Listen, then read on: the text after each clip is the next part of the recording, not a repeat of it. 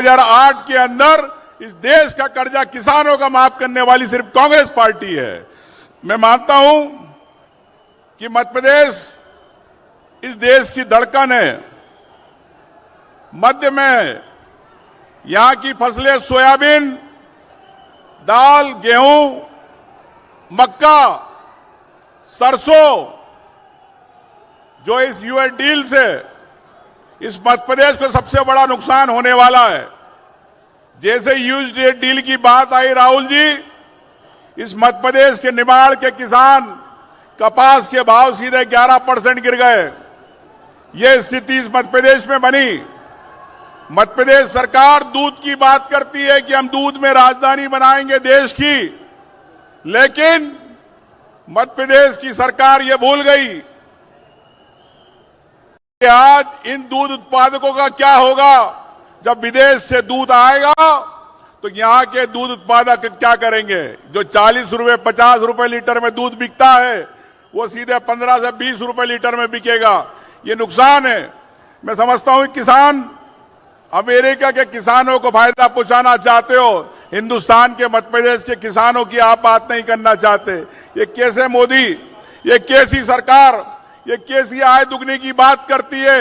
मैं आपसे कहता हूं कि साथियों, आज आह्वान किया किसान महापंचायत का पूरे देश में, मध्य प्रदेश से आज ये आवाज है।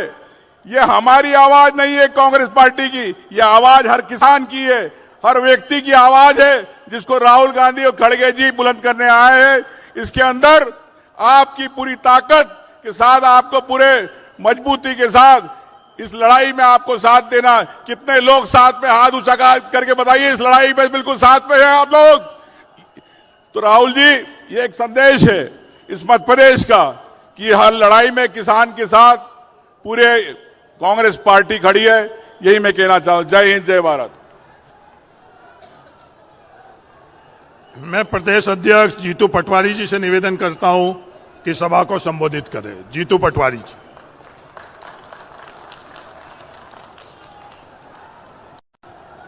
भारत माता की जय जवान, जय जवान, जय जवान। आदरणीय परम सम्मानित अखिल भारतीय कांग्रेस कमेटी के बहुत वरिष्ठ अध्यक्ष आदरणीय खड़गे जी हम सबके बीच में उपस्थित है। मैं सबसे आपसे आग्रह कर रहा हूं, तालियों की गड़गड़ाहट से उनका हम सब मिलकर स्वागत करें। एक साथ सब मिलकर स्वागत करें। एक ऐसे नायक जिन्होंने भोपाल की धरती से एक दिन आगाज किया था। मैं खासकर मंच के परिवार के साथियों से भी अनुरोध करता हूं कि एक शब्द, सर, आप संगठन सृजन का कार्यक्रम हुआ था और राहुल जी ने कहा था नरेंद्र। फिर से राहुल जी ने कहा था नरेंद्र। याद है आप लोगों को ये शब्द? जरा हाथ ऊंचा करके बताओ, याद हो तो। धन्यवाद।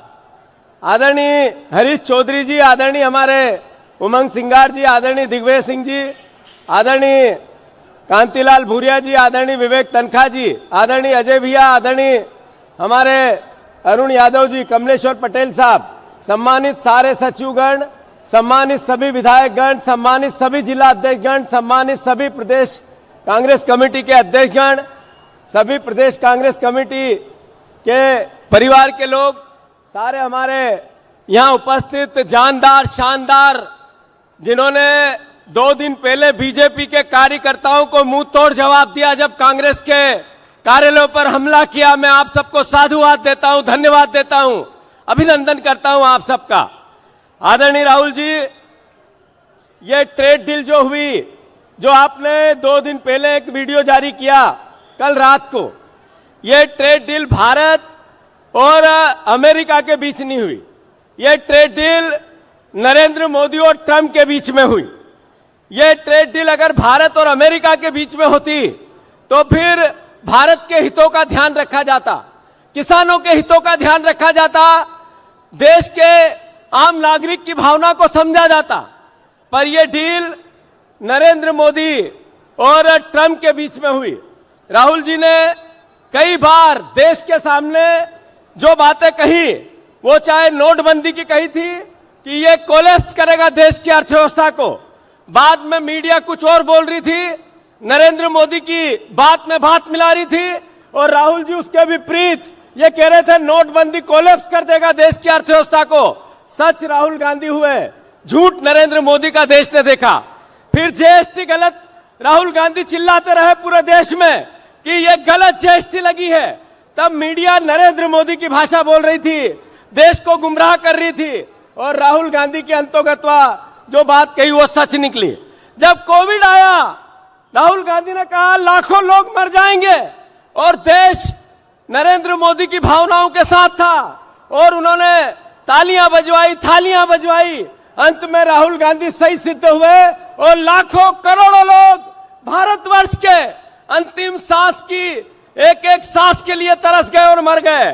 फिर काले कृषि कानून आए 3, जब राहुल गांधी ने कहा अंदर संसद में कि ये कानून नरेंद्र मोदी कितनी भी कोशिश करो वापस लेने पड़ेंगे, 1.5 साल युद्ध चला, और अंत में राहुल गांधी सही सिद्ध हुए। फिर चाइना की जमीन पर भारत की कब्जे की बात हो, या फिर अलग अलग तरह की और कई बार देश को यह एहसास कराने की बात हो कि राहुल गांधी जी जो कहते हैं अंतोगत्वा वही सच साबित होता है। अभी कुछ दिन पहले राहुल जी आपने संसद में कहा था, संसद के बाहर बयान देके कहा ट्रेड डील तो होगी और कॉम्प्रोमाइज ट्रेड डील होगी, नरेंद्र मोदी झुकेगा और ट्रंप जो बोलेगा वो करेगा, और आप फिर सही सिद्ध साबित हुए। मैं आपको साधुवाद देता हूं कि आप मध्य प्रदेश की धरती पे आए, और सबसे पहले मध्य प्रदेश के किसानों को, यहाँ का हमारे प्रदेश का पूर्व मुख्यमंत्री देश का कृषि मंत्री है, उन्होंने यहाँ के किसानों को कहा कि नरेंद्र मोदी ने किसानों को अमेरिका से बचा लिया। इसका मतलब है किस बात के लिए बचा लिया? 0% टैरिफ पर हमारा अनाज, हमारी कृषि की उत्पादन जाएगा, और उधर से 18% हमें देना पड़ेगा और 0% पे आएगा। तो आदरणीय शिवराज सिंह चौहान, आप कितना झूठ बोलोगे इन मध्य प्रदेश के वासियों से, देश के किसानों से? आप ये क्यों नहीं समझा पाए देश को कि जो 0% पर अगर वहां से एग्रीकल्चर प्रोडक्ट आएगा तो फिर यहाँ का किसान कैसे जिंदा रह पाएगा? मैं अनुरोध करता हूं, ज्यादा नहीं बोलते हुए, मध्य प्रदेश के परिवारजनों, आप लोग जाग गए हो, मुझे पता है, हम सब जानते हैं, ये मीडिया भी जानती है, बीजेपी भी जानती है कि मध्य प्रदेश का बब्बर शेर कार्यकर्ता जाग गया है। मैं प्रार्थना करना चाहता हूं, आप सबसे अनुरोध करना चाहता हूं, हाथ जोड़कर विनती करना चाहता हूं कि 3 साल लगातार जो संगठन सृजन का मूल भावना है, राहुल जी मैं आपको फिर साधुवाद देता हूं कि आपने मध्य प्रदेश में संगठन सृजन करवाया। हिस्ट्री में पहली बार 71 अध्यक्ष एक साथ बने, हमारे सारे ब्लॉक अध्यक्ष एक साथ बने, मंडल अध्यक्ष की प्रोसेस में है, पंचायत कांग्रेस कमेटी बन रही है। आपने हमें 20 तारीख को 7 बजे कहा कि ये किसान पंचायत क्या मध्य प्रदेश में हो सकती है, और आज 24 तारीख को इतना बड़ा भयंकर लावाजमा, इतनी बड़ी तादाद में परिवार के लोग आए, तो इसका केवल श्रेय संगठन सृजन को जाता है। राहुल जी, मैं आप सबको धन्यवाद देता हूं। फिर से एक बार नरेंद्र नरेंद्र नरेंद्र नरेंद्र धन्यवाद। मैं प्रतिपक्ष नेता और हम सबके नेता राहुल गांधी जी से अनुरोध करता हूं कि सभा को संबोधित करें। राहुल गांधी जी।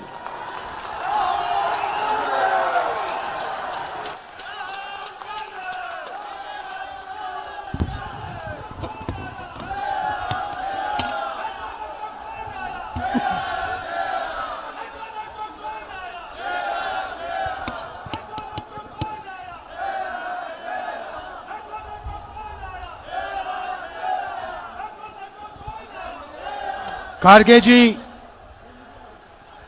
हरीश चौधरी जी, जीतू पटवारी जी, उमंग सिंगार जी, दिग्विजय सिंह जी, कमलेश्वर पटेल जी, ओमकार मरकाम जी, अरुण यादव जी, कांतिलाल भूरिया जी, प्रवीण सक्सेना जी, अनोखी पटेल जी, स्टेज पे वरिष्ठ नेता, मेरे प्यारे किसान भाइयों बहनों और कांग्रेस के बब्बर शेर कार्यकर्ताओं, आप सबका यहां बहुत बहुत स्वागत, नमस्कार। मीडिया के हमारे मित्र हैं, आपका भी यहां पे स्वागत, नमस्ते। पार्लियामेंट में आपने भाषण देखा मेरा? देखा था? देखिए, प्रेसिडेंट्स एड्रेस होता है, उसमें हर साल राष्ट्रपति का भाषण होता है। उसके बाद पहला स्पीकर ऑपोजिशन का एलओपी होता है। यह हर साल हुआ है। हिंदुस्तान के इतिहास में इस साल पहली बार लोकसभा में लीडर ऑफ ऑपोजिशन को बोलने नहीं दिया गया।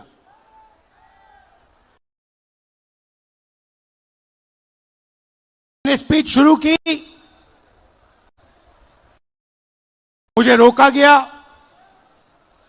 फिर शुरू की, फिर रोका गया। मैंने नारावाने जी की बात उठाई, देखा आपने? नारावाने जी ने किताब लिखी है,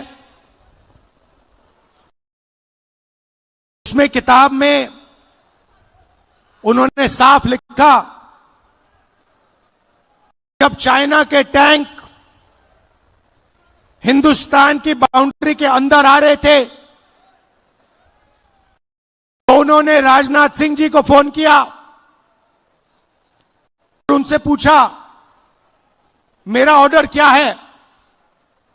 राजनाथ सिंह जी ने जवाब नहीं दिया। उसके बाद अजीत डोभाल को फोन किया, चाइना के टैंक हिंदुस्तान के अंदर आ रहे हैं, मुझे क्या करना चाहिए, ऑर्डर बताइए। कोई जवाब नहीं दिया। उसके बाद जयशंकर जी को फोन किया, हिंदुस्तान के आर्मी चीफ ने उनसे कहा कि देखिए चाइना की आर्मी, चाइना के टैंक अंदर आ रहे हैं, मुझे क्या करना है। कोई जवाब नहीं। उसके बाद 2 घंटे बाद फिर से नरवणे जी ने डिफेंस मिनिस्टर को कॉल किया, कहते हैं आप मुझे ऑर्डर दीजिए, 2 घंटे हो गए हैं, आप प्रधानमंत्री से पूछिए मेरा ऑर्डर क्या है।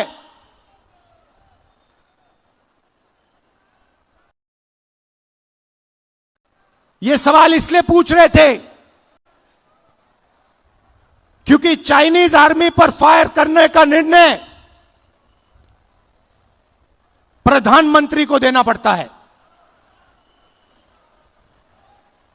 युद्ध का निर्णय आर्मी चीफ नहीं ले सकता है, वो मिलिट्री डिसीजन नहीं होता है,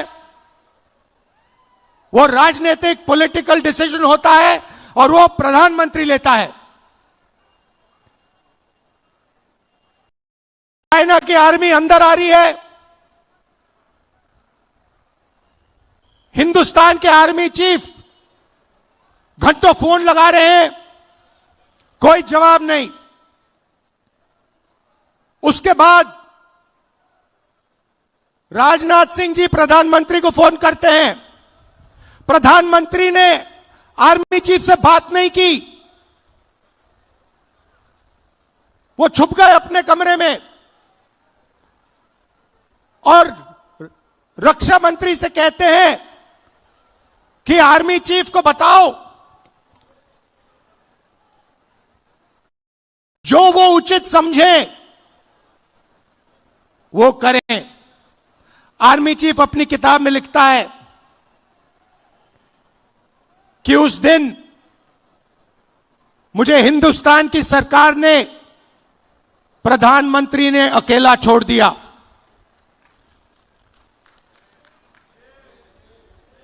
बात समझिए, आर्मी चीफ को जब ऑर्डर देने का समय आया, चाइनीज टैंक्स को रोकने का ऑर्डर आया, हमारे प्रधानमंत्री गायब हो गए।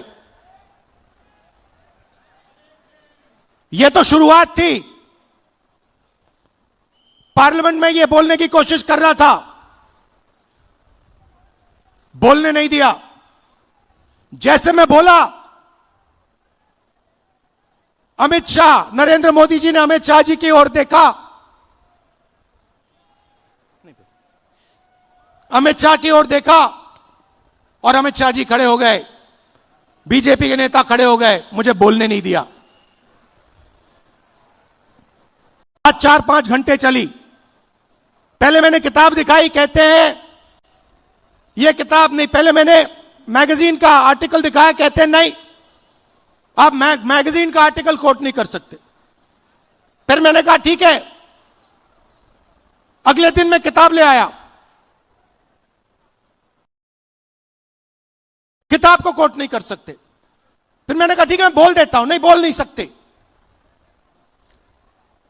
मगर मजे की बात यह नहीं है, मजे की बात दूसरी है। क्योंकि इसी चीज के अंदर, इसी भाषण के अंदर कुछ और छुपा हुआ है, जो आज मैं आपको बताना चाहता हूं।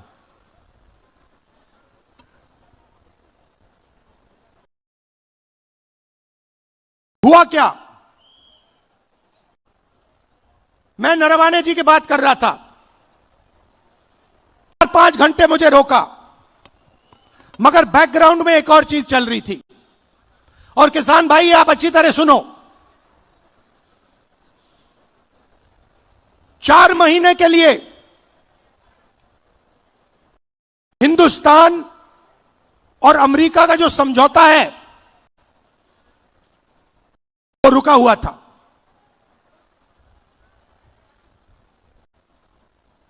क्यों रुका था? कृषि के मामले पर रुका था। हिंदुस्तान की सरकार नहीं चाहती थी कि अमेरिका की बड़ी बड़ी कंपनियां सोया, कपास, भुट्टा हिंदुस्तान में बेच पाए, दाल हिंदुस्तान में बेच पाए। हिंदुस्तान का कोई किसान नहीं चाहता, कोई राजनेता नहीं चाहता, और हिंदुस्तान की सरकार भी नहीं चाहती थी। 4 महीने चर्चा बंद पड़ी थी।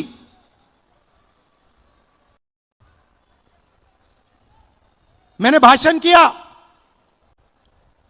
भाषण में मैं सिर्फ नरवाने जी की बात नहीं करने जा रहा था, मैं 2-3 चीज और कहना चाहता था। मेरे भाषण खत्म होते ही, अच्छी तरह सुनिए आप, मेरे भाषण खत्म होते ही प्रधानमंत्री गए लोकसभा से। शाम को बिना राजनाथ सिंह जी, बिना शिवराज चौहान जी, बिना गडकरी जी, मतलब बिना अपने कैबिनेट से पूछे, उसी दिन शाम को नरेंद्र मोदी जी ने ट्रंप को फोन कॉल लगाया। ट्रंप ने ट्वीट किया है कि हिंदुस्तान के प्रधानमंत्री ने मुझे फोन किया।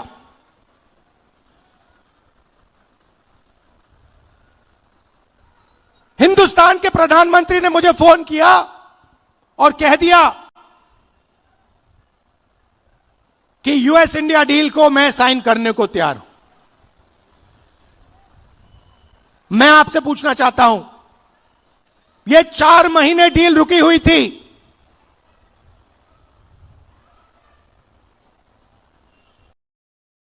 4 महीने यह डील रुकी हुई थी। लोकसभा से नरेंद्र मोदी भाग के गए। आप सबने टीवी पे देखा, भागते हुए गए। अगले दिन झूठा बहाना बनाया कि कांग्रेस पार्टी की महिलाएं उन पर आक्रमण करने जा रही थी।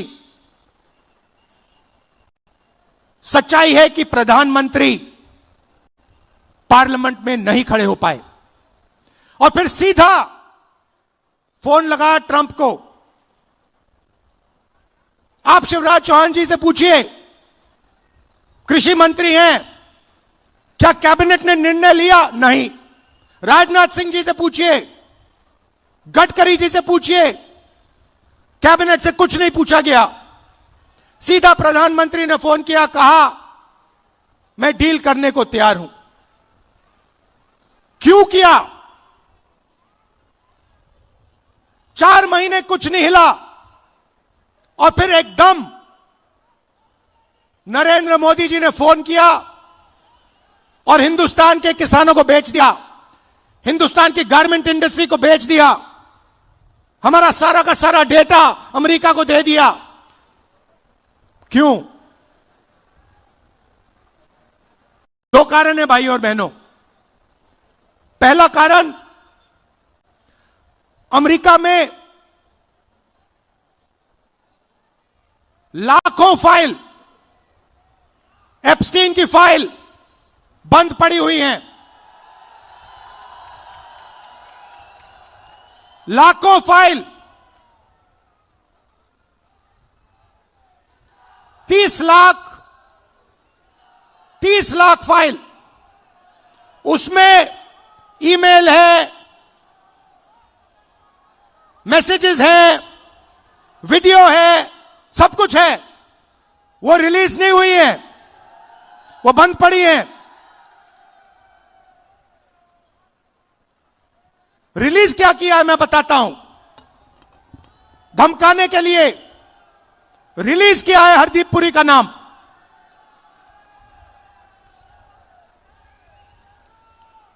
वो मैसेज है कि भैया अगर आपने हमारी बात सुनी नहीं तो फिर उन फाइलों में से माल निकलेगा।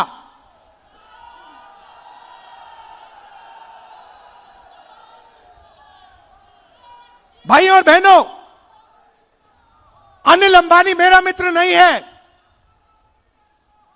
नरेंद्र मोदी जी, आप बताइए देश को, अनिल अंबानी के साथ आपका क्या रिश्ता है? अनिल अंबानी एप्स्टीन फाइल में है, हरदीप पुरी एप्स्टीन फाइल में है और एप्स्टीन फाइल में और भी नाम है जो अभी छुपे हुए हैं। पहला कारण ये। और दूसरा कारण, और भी खतरनाक कारण, मैं भी आ रहा था, गाड़ी में आ रहा था, मैंने देखा अदानी आईसीसी, जहां भी आप देखो अदानी का नाम है। देखा आपने? एयरपोर्ट, मेंट, जहां भी देखो। भाई और बहनों, ये जो अदानी है, ये कोई मामूली कंपनी नहीं है। ये बीजेपी का, नरेंद्र मोदी का पूरा फाइनेंशियल स्ट्रक्चर है। ये इनका पूरा फाइनेंशियल स्ट्रक्चर है। और दूसरी धमकी क्या है? दूसरी धमकी है कि अमेरिका में अदानी जी पर क्रिमिनल केस है। शायद आपको मालूम नहीं है, मगर अदानी जी अमेरिका नहीं जा सकते, यूरोप नहीं जा सकते। डरे हुए हैं कि अगर मैं हिंदुस्तान से बाहर गया, अमेरिका गया, मेरे ऊपर क्रिमिनल केस है, मुझे अंदर कर देंगे, पकड़ लेंगे। भाई और बहनों, अमेरिका का केस जो है उसका लक्ष्य अदानी नहीं है, उस केस का लक्ष्य नरेंद्र मोदी है। वो तीर अदानी की ओर नहीं मारा जा रहा है, वो तीर नरेंद्र मोदी जी की ओर मारा जा रहा है। इन दो कारणों, ये दो कारण थे कि नरेंद्र मोदी जी पार्लियामेंट से भाग के निकले और उसी शाम उन्होंने ट्रंप को फोन किया और कहा, सर जो भी आप चाहते हो, जो भी आप उचित समझो वो आप करो, मैं साइन करने को तैयार हूं। देश को बेच दिया।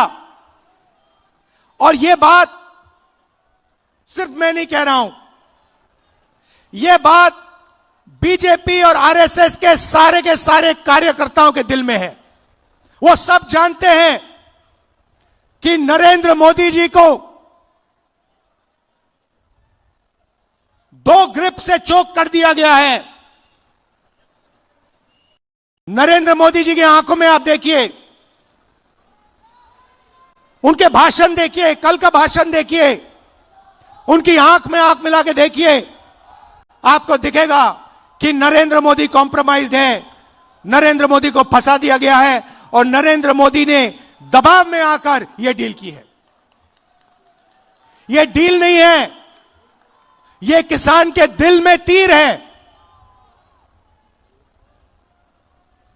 बाकी देशों ने, एक और चीज हुई अमेरिका में, अमेरिका के सुप्रीम कोर्ट ने कहा कि ट्रंप ने जो टैरिफ लगाए हैं दुनिया में उनको हम रद्द करेंगे, और उन्होंने रद्द कर दिया। बाकी देशों ने बात सुनते ही कहा कि देखिए सुप्रीम कोर्ट ने रद्द कर दिया तो हम भी डील रद्द कर रहे हैं। मगर नरेंद्र मोदी के मुंह से एक शब्द नहीं निकला। मैं चैलेंज करता हूं नरेंद्र मोदी जी को, इस स्टेज से चैलेंज करता हूं। अमेरिका के सुप्रीम कोर्ट ने ट्रंप को कहा है कि आपके जो टैरिफ हैं उनको हम रद्द कर रहे हैं। मैं चैलेंज करता हूं नरेंद्र मोदी को कि आप हिंदुस्तान और यूएस की डील को रद्द करके दिखा दीजिए। दम है तो करके दिखा दीजिए। ये नहीं कर सकते हैं। बीजेपी के कार्यकर्ताओं, मैं आपको बता रहा हूं, ये नहीं कर सकते हैं क्योंकि इन पर अमेरिका का, ट्रंप का दबाव है। ये नहीं कर सकते हैं क्योंकि एप्स्टीन की धमकी है और अदानी का जो क्रिमिनल केस है वो इनके सिर के ऊपर लटका हुआ है। हिंदुस्तान को धोखा दिया है, यह सच्चाई है। और सिर्फ किसानों को नहीं, सबसे पहले 21वीं सदी में सबसे जरूरी चीज क्या है? डेटा। 21वीं सदी डेटा की सेंचुरी है। जिसके पास डेटा है वो जीतेगा, जिसके पास डेटा नहीं है वो खत्म हो जाएगा। सीधी सी बात है। दुनिया में सबसे ज्यादा डेटा किसके हाथ में है? किसके पास है? हिंदुस्तान। सबसे बड़ी आबादी है, सबसे ज्यादा डेटा यहां बनता है। दूसरे नंबर पे चाइना है। हिंदुस्तान के डेटा के बिना चाइना का मुकाबला अमेरिका नहीं कर सकता है। बात समझिए, आपके डेटा के बिना अमेरिका चाइना का मुकाबला नहीं कर सकता है। और इस डील में छोटी सी स्क्रिप्ट में पीछे नरेंद्र मोदी ने हिंदुस्तान का सारा डेटा अमेरिका के हवाले कर दिया है। किसानों को खत्म किया, हमारा डेटा दिया, टेक्सटाइल इंडस्ट्री उसको खत्म कर दिया। और उसी के एकदम बाद अमेरिका कहता है देखिए हम तो बांग्लादेश को मदद करेंगे, बांग्लादेश को तो हम टेक्सटाइल में 0% टैरिफ लगाएंगे। हमारा यहां पे मिनिस्टर कहता है कि अगर हिंदुस्तान अमेरिका से कपास खरीदेगा तो हमारे ऊपर भी टैक्स 0। हम अमेरिका से कपास नहीं खरीदते हैं, कपास हमारे यहां उगाया जाता है। हमारी पूरी टेक्सटाइल की इंडस्ट्री खत्म हो जाएगी। वहां नहीं रुके, ट्रंप कहता है कि हर साल हिंदुस्तान को 9 लाख करोड़ रुपए 9 लाख करोड़ रुपए का माल अमेरिका से खरीदना पड़ेगा 5 साल के लिए। बात समझिए, अमेरिका कहता है, गारंटी लिया है कि हिंदुस्तान 9 लाख करोड़ रुपए का माल अमेरिका से खरीदेगा। हमारी इंडस्ट्री का क्या होगा, हमारी फैक्ट्रियों का क्या होगा? तो सारा का सारा नरेंद्र मोदी ने दबाव में आकर दे दिया। मैं आपसे पूछता हूं, लिया क्या? एग्रीकल्चर दे दिया, डेटा दे दिया, टेक्सटाइल दे दी, इंपोर्ट्स दे दिए, लिया क्या?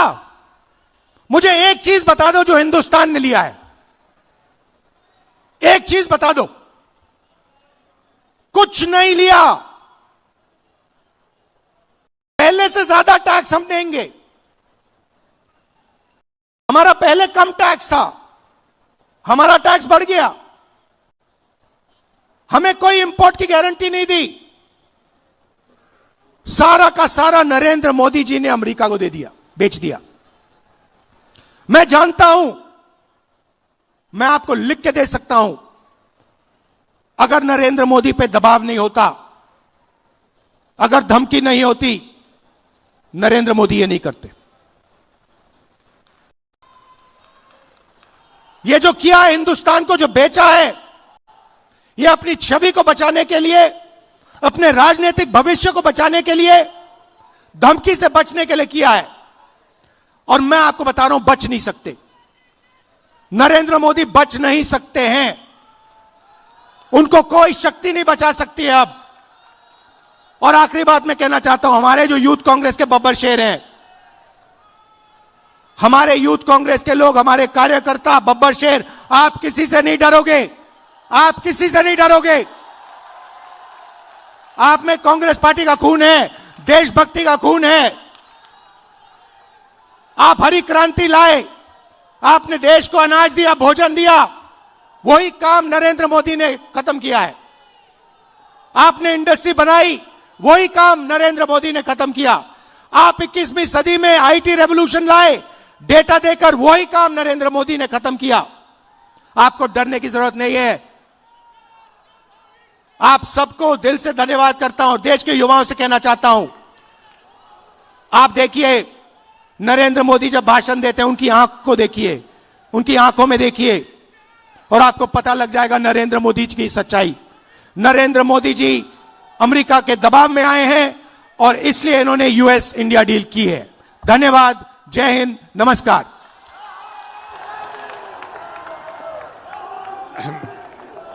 मैं अनुरोध करता हूं अखिल भारतीय कांग्रेस कमेटी के अध्यक्ष आदरणीय मल्लिकार्जुन खड़गे जी से कि सभा को संबोधित करें। खड़गे जी।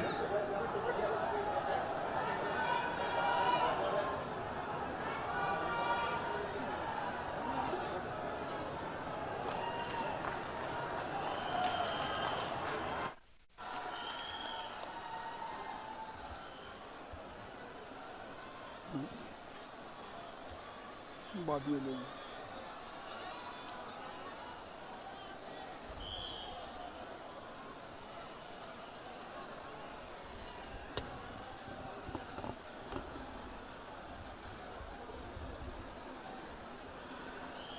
के इस रैली में पधारे हुए नेता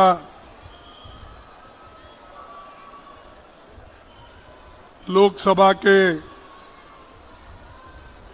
leader of opposition Shri Rahul Gandhi ji, Harish Chaudhary ji, Jitu Patwari ji, Umang Singhar, Digvijaya Singh ji, Kantilal Bhuria ji, Vivek Tankha ji, Arun Yadav ji, Kamleshwar Patel ji, Omkar Markam ji, Ajay Singh, मंच पर बैठे हुए सभी सम्मानित गण्य व्यक्तियों और मीडिया के मेरे दोस्तों और सभी यहाँ पर आए हुए पधारे हुए मेरे भाइयों और बहनों और किसान नेताओं, अभी राहुल गांधी जी की तकरीर आपने बड़े जोश के साथ सुना। उन्होंने जो कुछ कहा ये सब कुछ सच है और मुझे ज्यादा बात करने की आवश्यकता नहीं है। मैं ये चाहता हूं साथियों कि संसद का बजट हमारा चल रहा है, फिर 9 तारीख को हम मिलने वाले हैं और उस वक्त भी हम लोकसभा में, राज्यसभा में अपनी बात को रखेंगे और जो बात रखना है और जो बात कहनी थी वो सभी बातें संक्षिप्त में आपको राहुल जी ने कहा।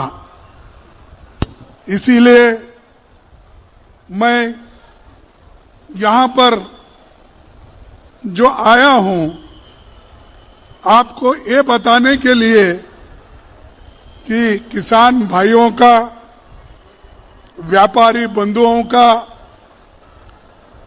स्मॉल स्केल इंडस्ट्री वालों का, मजदूर भाइयों का आवाज बुलंद करने के लिए मैं यहाँ पर आया हूँ।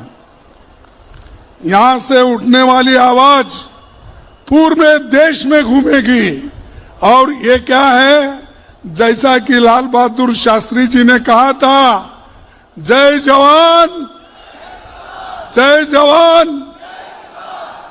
मैं और भी एक बोलूंगा, आपको बोलना पड़ेगा, नरेंद्र मोदी। अरे सरेंद्र मोदी बोलो भाई, नरेंद्र मोदी, नरेंद्र मोदी। चलो अब आगे चलेंगे भाइयों। अभी जो राहुल जी ने बताया ये ट्रेड डील के बारे में, अमेरिका और भारत के बीच में जो हुआ, ये सब कठिन दौर से हम गुजर रहे हैं और भारत दुनिया का सबसे बड़ा लोकतंत्र है, लेकिन लोकतंत्र और संविधान दोनों खतरे में हैं और हमारा मान मर्यादा ये पूरा मट्टी में डालने वाले मोदी साहब आज देश को बेच रहे हैं, देश को गुलामी के तरफ ले जा रहे हैं, किसानों को मजदूर बना रहे हैं, किसानों को ये गुलामी में ढकेलने की कोशिश कर रहे हैं। इसीलिए मोदी जी एक जमाने से और पहले भी शुरू में, पहले तो 8-10 साल पहले ये कहते थे, अमेरिका राष्ट्रपति ट्रंप को अपना दोस्त मानते थे अरे हम तो चाय पे बात करते हैं, रोज उठते ही एक दूसरे को नमस्ते करते हैं। ये ढोल पीटने वाला कौन? मोदी जी। आपको मालूम है, और बीजेपी के लोगों को जानना चाहिए, अरे जो मोदी जी रोज उठ के चाय पे बात करते थे तो क्या बात करते थे? क्या हमारे भारत को बेचने का काम करते थे? क्या हमारे किसानों को बेचने का काम करते थे? क्या हमको गुलामी डालने का बात करते थे? इतना डरपोक प्राइम मिनिस्टर मैं अपने जिंदगी में कभी नहीं देखा। मैं कम से कम 60 साल से सियासत में हूं और 54 साल से मैं एमएलए एमपी बन के काम कर रहा हूं, लेकिन ऐसा प्राइम मिनिस्टर मैं कभी नहीं देखा जो अपने आप को पार्लियामेंट में आकर हमसे मिलकर, जैसा कि राहुल जी ने कहा, आंख में आंख भी नहीं मिलाता, अपनी बात को भी नहीं रखता, एक प्रेस कॉन्फ्रेंस नहीं करता, और सब कुछ जो बोलता है इतवार के दिन, संडे के दिन मन की बात, और मंडे के दिन पार्लियामेंट में आने के लिए वो कभी तैयार नहीं है। अरे भाई, तुम्हारी मन की बात वहां के बोलो ना, वो नहीं। तो इतना डरा हुआ डरपोक एक हमारे प्राइम मिनिस्टर है। उन्होंने क्या करते हैं? कांग्रेस को डराने की काम करते हैं, कांग्रेस को गालियां देने का काम करते हैं, कांग्रेस के युवा कांग्रेस को हरासमेंट करने का काम करते हैं। लेकिन दोस्तों, याद रखिए, कांग्रेस कभी भी डरने वाली नहीं। हमारी पार्टी ने, हमारे कार्यकर्ताओं ने ब्रिटिशरों को भगाया, आजादी ली। अरे तुम तो डरपोक लोग सरेंडर हो गए थे, तुम आरएसएस वाले सरेंडर हुए थे, सभी ने माफीनामा लिख के दिया, और उसके बारे में बात करते देशभक्ति का। देशभक्त तो असल कांग्रेस में है, यूथ कांग्रेस में है, किसानों में है, यहां पर भक्ति है। लेकिन ये लोग, मोदी जी हमेशा अपने पीठ खुद ही थपथपा लेते हैं, मैं बहुत बड़ा देशभक्त हूं। आप देशभक्त अगर होते तो हमारे देश को, या आप मोदी के, ट्रंप के सामने झुक के बात नहीं करते, आप उनके सामने नाक नहीं रगड़ते थे। ऐसे प्राइम मिनिस्टर हमको मिले हैं, लेकिन बात बार बार करके सबको डराने की कोशिश। जितने भी हमारे लोग आज जो काम कर रहे हैं, मैं खास करके हमारे यूथ कांग्रेस के नेताओं को, युवकों को बधाई देता हूं। उन्होंने डटकर मोदी के सामने जाकर, उनके फंक्शन में जाकर ये बता दिया, अरे भाई, इस देश के युवा नौकरी नहीं है, वो रास्ते पे है, खाना नहीं है, भूखे पेट है। किसानों के आज जो कपास है, सोयाबीन है, तेल है, पल्से से ये इसका ऊपर मार गिर रहा है, आप समझौता मत करो, इसके लिए गए थे। और इन्होंने कहा देश का अपमान। अरे भाई, मैं पूछता हूं, देश के अपमान करने वाले आप हो, क्योंकि आप जब हमारे स्वाभिमान को ट्रंप के पास गिरवी रखे, उसी दिन हमारी मर्यादा चली गई। और आज हमारे युवा कांग्रेस को बोलते हैं देश का मर्यादा खत्म। अरे भाई, जब एक कॉमनवेल्थ गेम हुआ था, यही बीजेपी के लोग जब बाहर के युवा खेल के लिए मैदान में आए थे तो इन्होंने उस वक्त सत्याग्रह करा, इन्होंने काला झंडा बताया, इन्होंने गाड़ियां रोकी और देश का अपमान किया। और ऐसे लोग हमको कहते हैं कि आपने देश का अपमान। अरे देश बचाने वाले हम हैं, जान देने वाले हम हैं, और हम कभी जान लेने वाले नहीं हैं। हमारे पास कोई गोडसे नहीं है, हमारे पास गांधी है। हमारे पास कोई गोडसे नहीं है, हमारे पास गांधी है। और आज युवाओं की लड़ाई लड़ने के लिए राहुल गांधी है।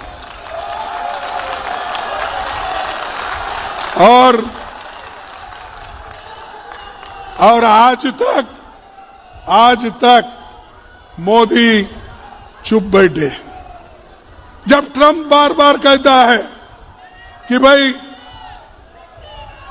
अरे भाई आप अगर सुनेंगे तो मैं बोलता हूं।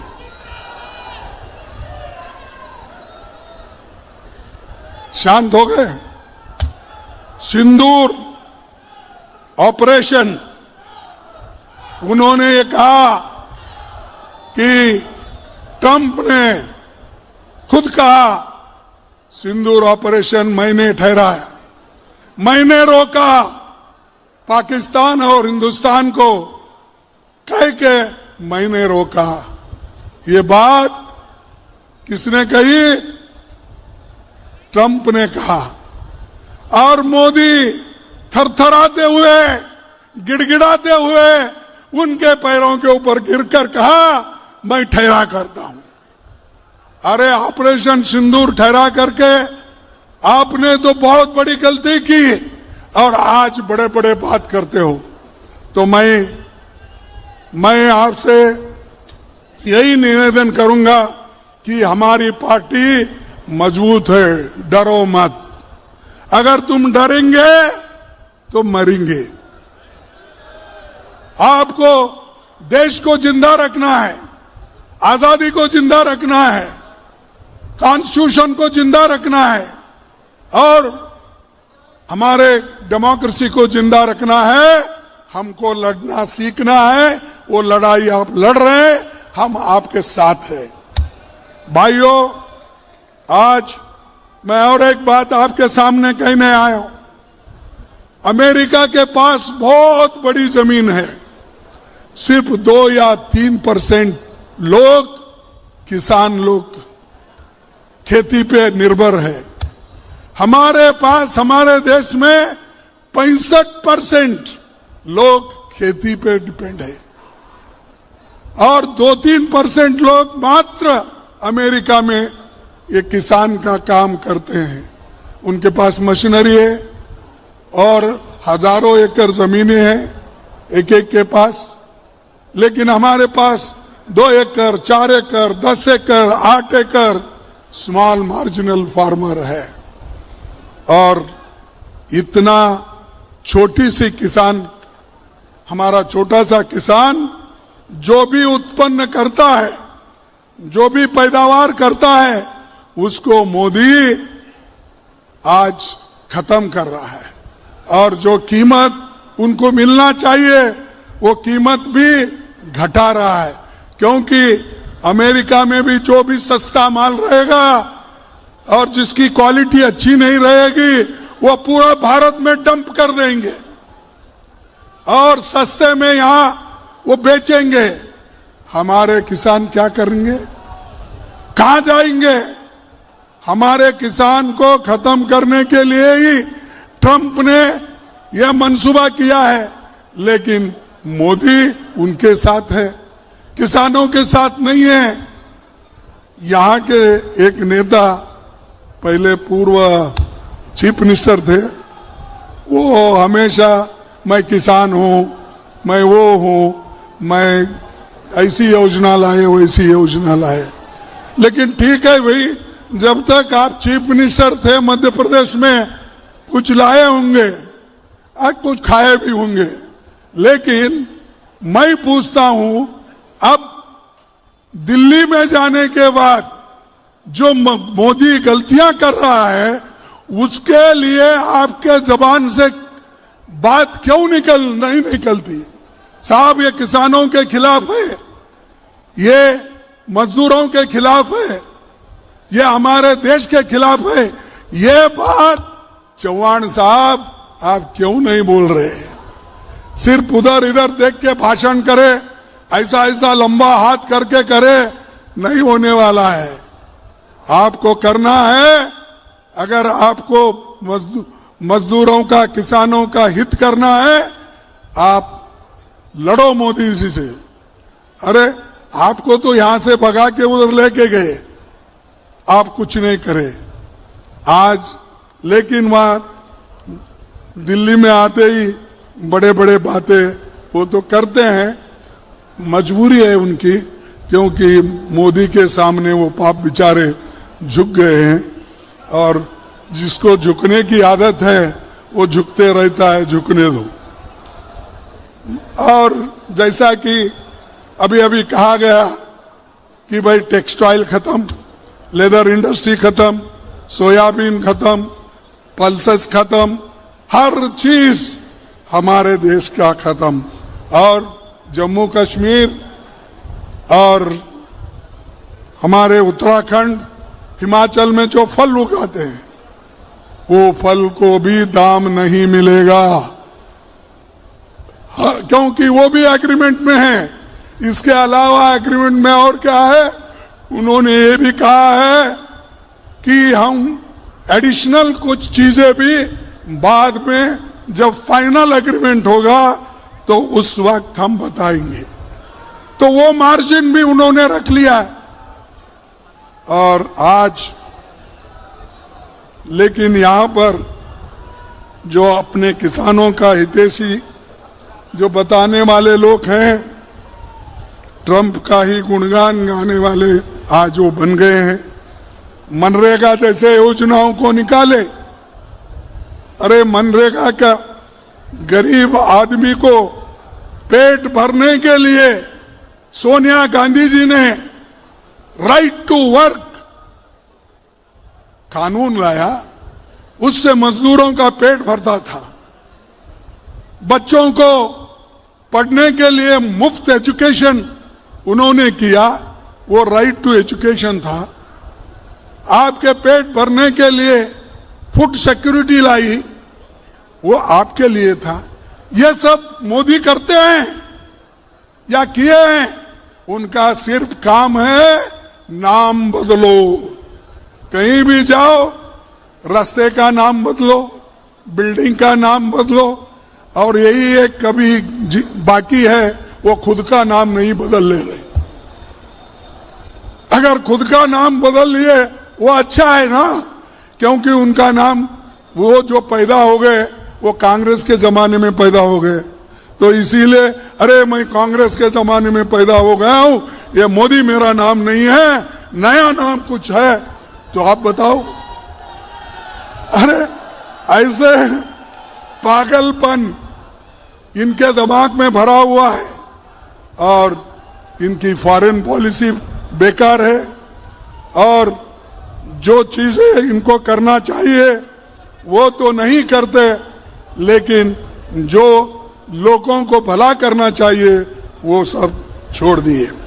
अरे एक ब्राजील का प्राइम मिनिस्टर लुल्लू आके ये कहता है, भाई हिम्मत मत हारो मोदी जी, मैं भी किसानों की हिफाजत कर रहा हूं ब्राजील में, तुम भी उठो, किसानों का मदद करो, हम सब एक होकर लड़ेंगे।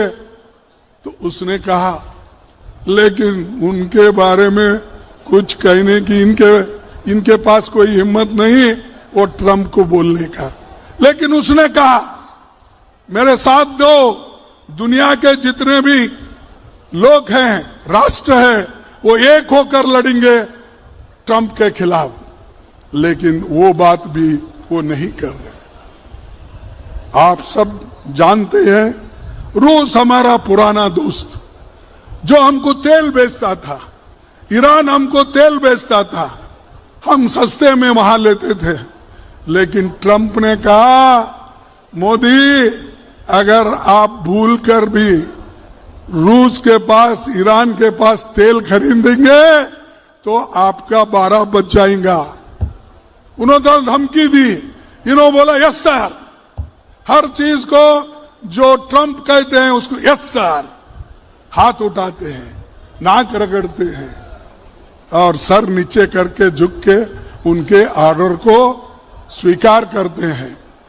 तो ऐसा मैं पहली बार ऐसे एक प्राइम मिनिस्टर को देख रहा हूं। और ऐसे लोग अगर बहुत दिन हुकूमत में रहे तो ये देश के लिए बहुत नुकसान है। इसका क्या इम्पैक्ट है अभी राहुल जी बताए।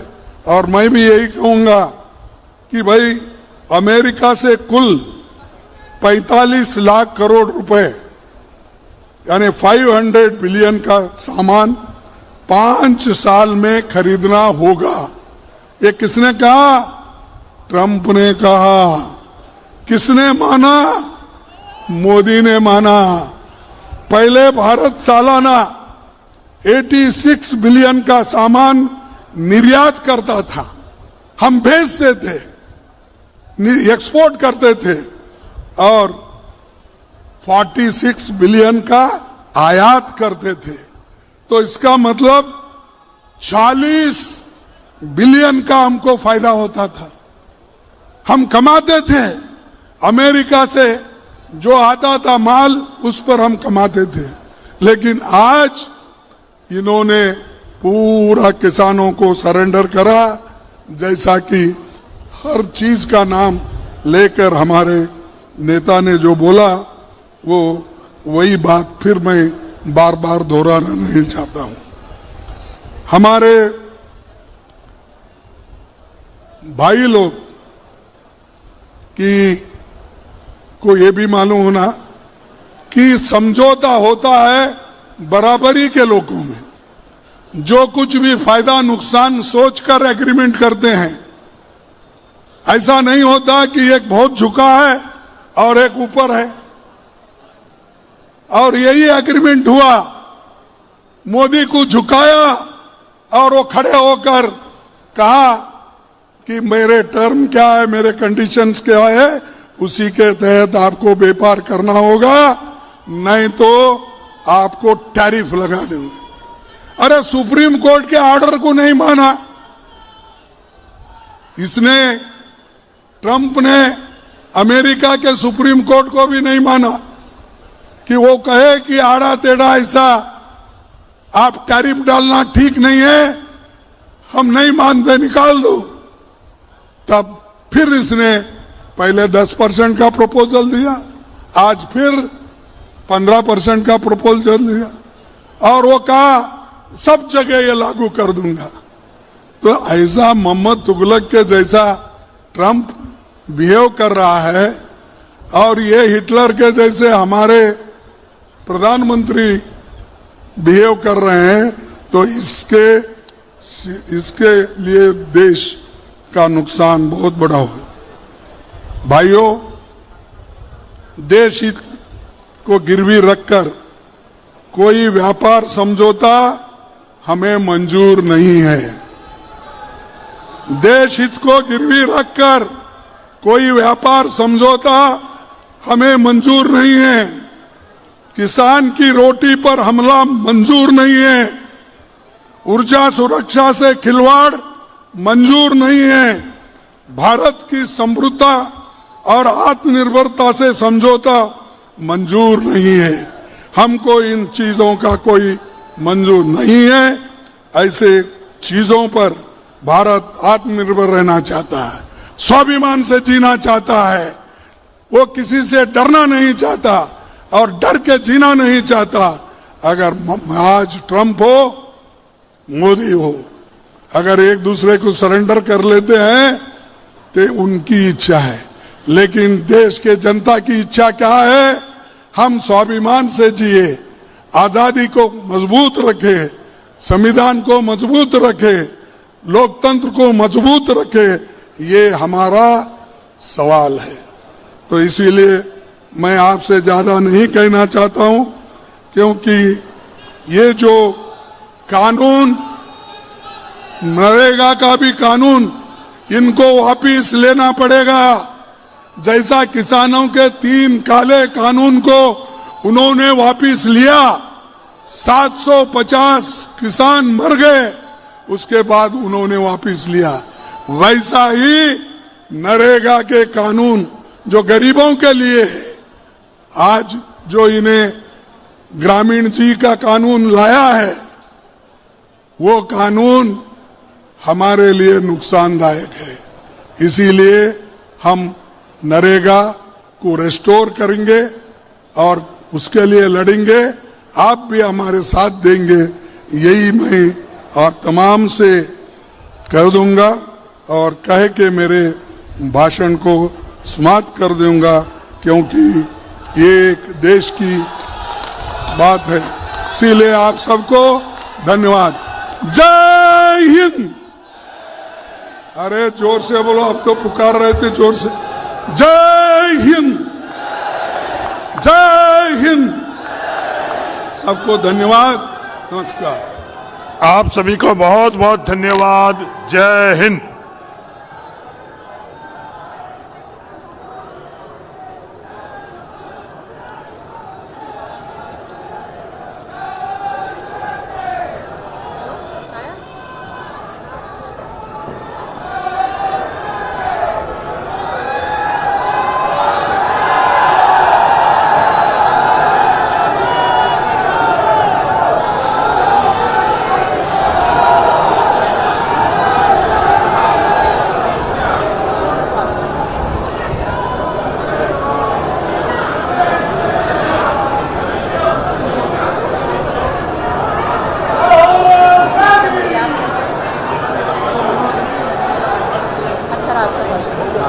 आभार किसने करा? नहीं। धन्यवाद साथियों, सफल कार्यक्रम के लिए मैं आपको बहुत बहुत शुभकामनाएं देता हूं और आभार व्यक्त करता हूं। इस कार्यक्रम के आभार के लिए मैं हमारे महामंत्री संगठन के आदरणीय संजय कामले जी को आमंत्रित करता हूं कि वे आएं और आपका